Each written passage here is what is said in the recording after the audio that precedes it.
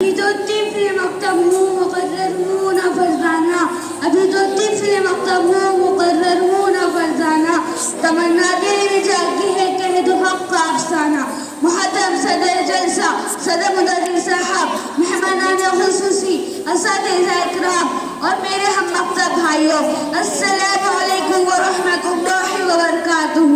آج کے یوم جمہوریہ کے اس موقع پر مجھ سے پہلے کئی بھائیوں نے اپنے اپنے خیالات کا اظہار کیا ہے۔ کئی بھائی میرے اور بھی اس دن کے اہمیت و افادیت پر ذوفیشانی کریں گے۔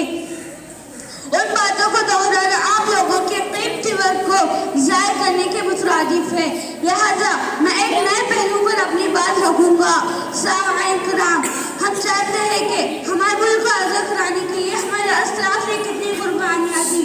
اتنی قربانیوں کے بعد ہمیں آزادی میسر آئی، مگر آزادی کے بعد بھی ہمارے بزرگوں کے سامنے بہت سی مشکلات کھڑی ہوئی تھی، کیونکہ آزاد بھارت میں بسنے والے لوگ الگ الگ مذاہب، عقائد، تہذیب، رسوم و رواجات کے ماننے والے تھے اور ان کو ایسے دھاگے کی ضرورت تھی جو ان کو لڑی میں پرو سکے۔ ہمارا ملک بھارت اس باغ کی طرح تھا جو پھولوں سے بھرا ہوا ہے، مگر تمام پھولوں کے رنگ الگ الگ، خوشبو جدا جدا، ماہیت متفرق تھی، لہذا ہمیں ایک ایسے دستور کی ضرورت تھی جو جمہوری بھارت میں رہنے والے تمام انسانوں کی ضروریات کو پورا کر سکے۔ ہمارے بزرگوں نے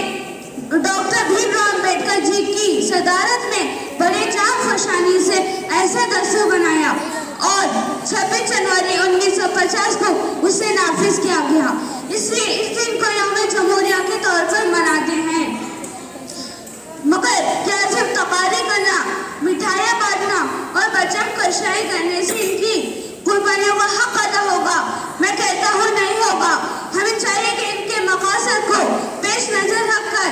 دستور کی حفاظت کرے اور بھارت کا ہر شہری اس دستور کو